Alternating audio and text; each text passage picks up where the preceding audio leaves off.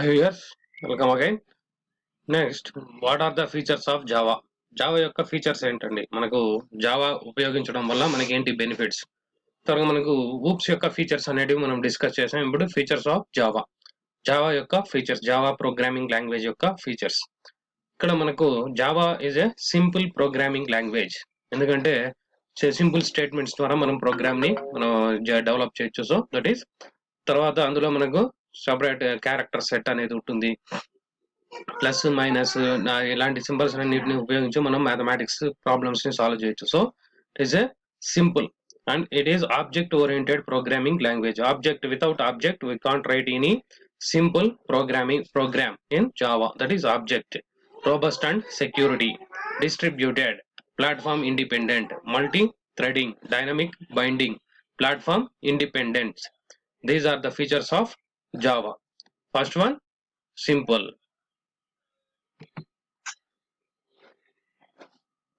Java is a small and simple language. Many features of C and C++ that are either redundant or source of unreliable code are not part of Java.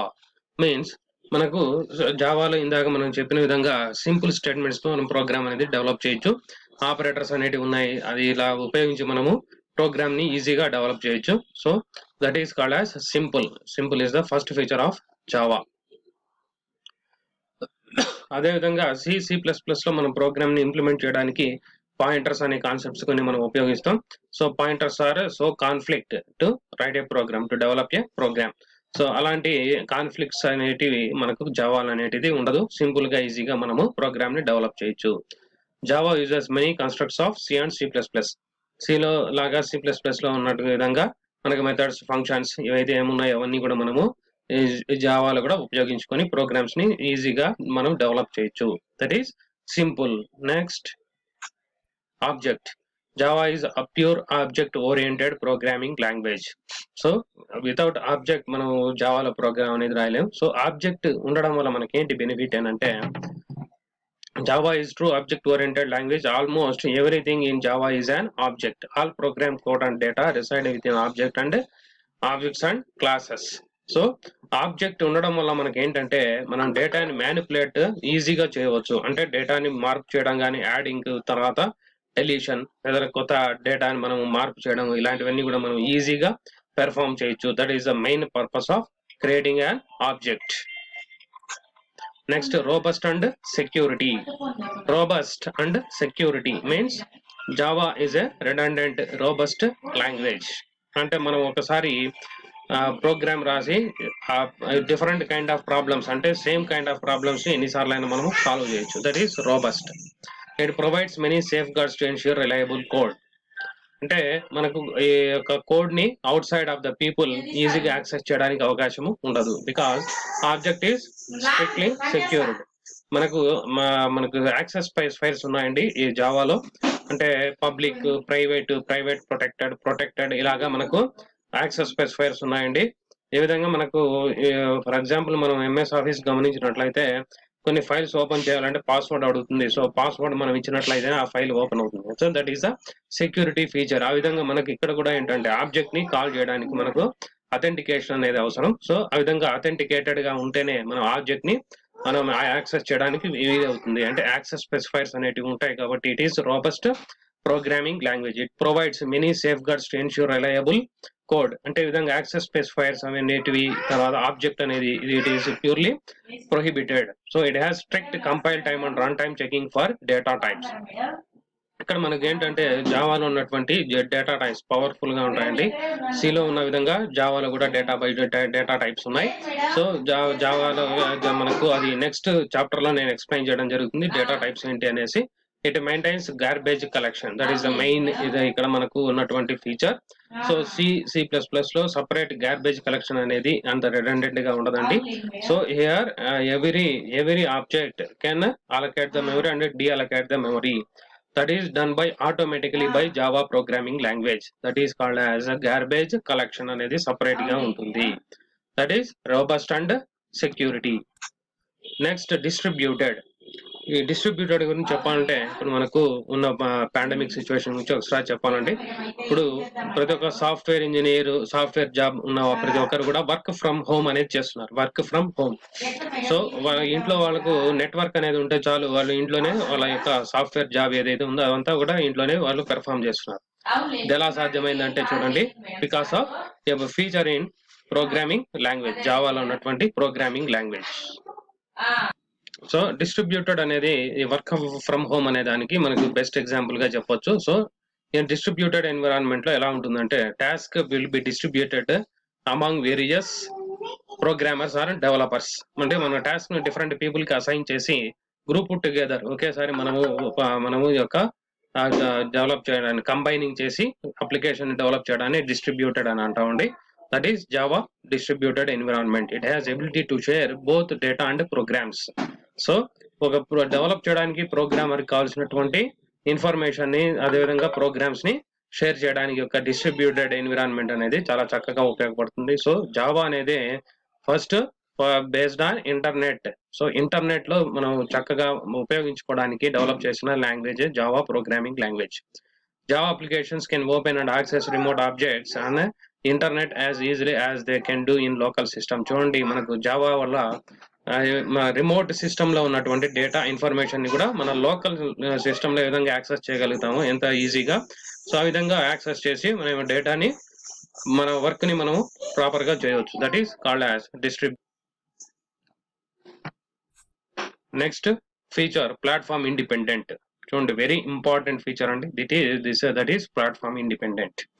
Means మన computer అనేది నిర్మాణం ఎలా ఉంటుందంటే different platforms అంటే different processors ఉంటాయి, different operating systems ఉంటాయి. For example మనం అందరూ రెగ్యులర్ గా వినేదండి పెంటియం ప్రాసెసర్ అని, తర్వాత ఇంటెల్ ప్రాసెసర్ అని, i3, i4, i5 విధంగా డిఫరెంట్ i5, i7 ఇలాగా ప్రాసెసర్స్ ఉన్నాయి. అదేవిధంగా AMD ప్రాసెసర్ అని, ఈ విధంగా హార్డ్వేర్ తీసుకుంటే ఈ విధంగా డిఫరెంట్ ప్రాసెసర్స్ ఉంటాయి. డిఫరెంట్ ప్రాసెసర్స్ కి డిఫరెంట్ కోడింగ్ అనేది అవసరం అవుతుంది. సో అదే విధంగా మనకు డిఫరెంట్ ఆపరేటింగ్ సిస్టమ్స్ ఉన్నాయండి. అంటే మనకు విండోస్ అనేది, తర్వాత లినక్స్, యూనిక్స్, ఇలాంటి డిఫరెంట్ ఆపరేటింగ్ సిస్టమ్స్ ఉన్నాయి. సో ఒక కంప్యూటర్ లో మనకు డిఫరెంట్ అంటే ప్లాట్ఫామ్స్ అనేటివి బేస్డ్ అయి ఉంటాయండి. ఆ విధంగా కంప్యూటర్ అనేది నిర్మాణం ఉంటుంది. సో ఒక ఆపరేటింగ్ సిస్టమ్ యొక్క స్ట్రక్చర్ ఇంకొక ఆపరేటింగ్ సిస్టమ్ స్ట్రక్చర్ కి భిన్నంగా ఉంటుంది, అంటే బోత్ ఆర్ డిఫరెంట్ గా ఉంటుంది. సో ఇక్కడ మనకు జావాలో డెవలప్ చేసినటువంటి సబ్జెక్ట్ లేదా అప్లికేషన్ అనేది you can run in anywhere in the world, in any operating system, in any hardware platform. That is called as platform independent. So simply WORA, WORA, write once run anywhere. Java యొక్క theme ఏంటంటే అండి write once run anywhere. That is the theme of Java.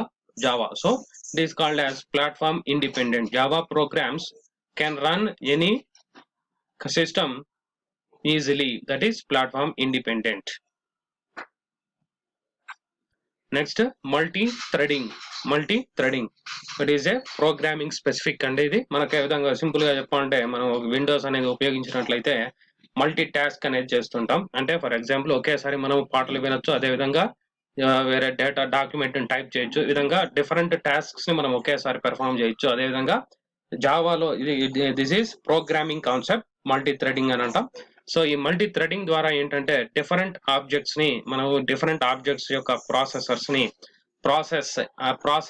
Processor కి simultaneous గా మనము supply చేయవచ్చు. That is called as multi threading. అంటే it is thread based. అంటే Java programme అనేది అంతా కూడా సింపుల్ టాస్క్ లాగా డివైడ్ చేయబడుతుందండి. ఆ సింపుల్ టాస్క్ ని మనం ఏంటంటే థ్రెడ్ అని అంటాం. సో ఆ థ్రెడ్స్ డివైడ్ అయ్యి ఎంటైర్ ప్రోగ్రామ్ ఒకేసారి ప్రాసెస్ అనేది జరుగుతుంది. సో ఈ మల్టీ థ్రెడింగ్ ద్వారా ఎగ్జిక్యూషన్ స్పీడ్ అనేది ఇంక్రీజ్ అవుతుంది. Multi threading means handling multiple task simultaneously.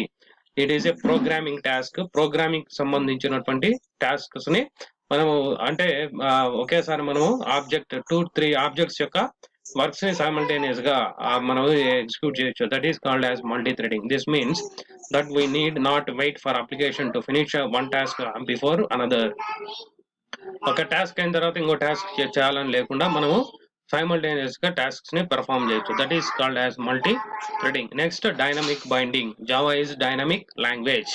Dynamic అంటే you can update the data at the time of execution. Execute అయ్యేటప్పుడైనా సరే మనం డేటాని సమాచారాన్ని అందించవచ్చు, దట్ ఈస్ మార్పు చేయవచ్చు. That is Java is dynamic language. It is capable of dynamically linking new class libraries methods and objects.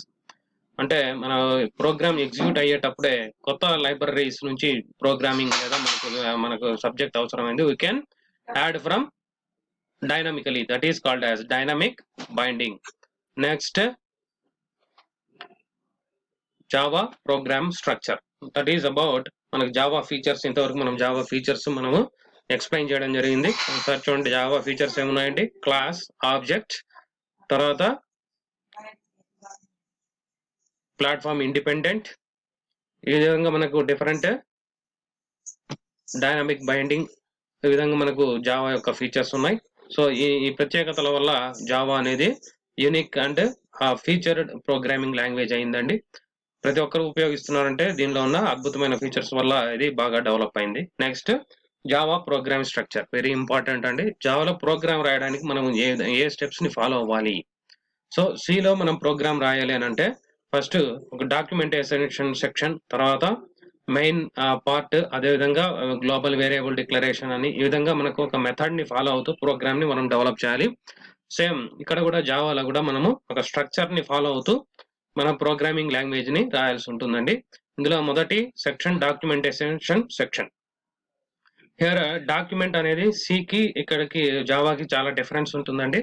So ఎందుకంటే Java is based on internet, అంటే ఇంటర్నెట్ కోసం డెవలప్ చేసినటువంటి ప్రోగ్రామింగ్ లాంగ్వేజ్ కాబట్టి ఈ యొక్క ఇక్కడ మనకు కొన్ని డాక్యుమెంట్స్, అంటే మనం ఒక అప్లోడ్ చేస్తున్నాం ఒక డాక్యుమెంట్ ని మనము ట్రాన్స్ఫర్ చేస్తున్నాం అంటే whether it is authenticated or not అని మనకు తెలియజేయాల్సిన అవసరం ఉంటుంది. సో ఇటువంటి డాక్యుమెంట్ ని మనము అందించడాన్ని డాక్యుమెంటేషన్ సెక్షన్ అంటాం.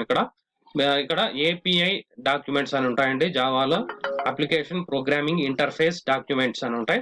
సో ఈ డాక్యుమెంట్స్ లో whether this application is authenticated or not అనే ఇన్ఫర్మేషన్ ఉంటుంది. అది ఒక చిన్న డిఫరెన్స్ అండి సి యొక్క డాక్యుమెంటేషన్, ఇక్కడ ఒక డాక్యుమెంటేషన్ కి మనకు చిన్న డిఫరెన్స్ ఉంటుంది.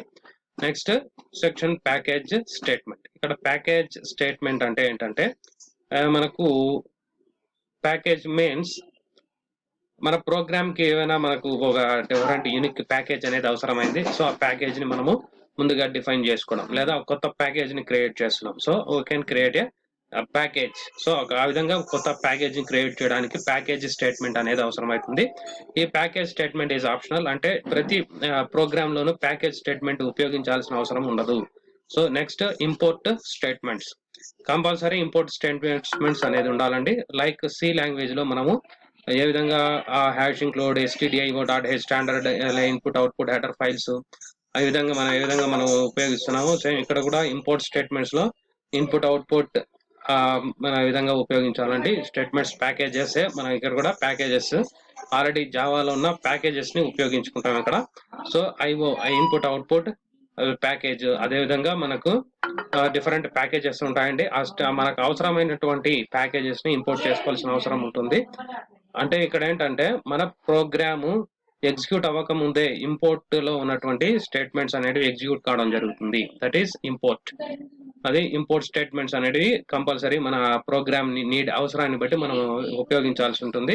నెక్స్ట్ ఇంటర్ఫేస్ స్టేట్మెంట్స్ లేదా క్లాస్ స్టేట్మెంట్స్.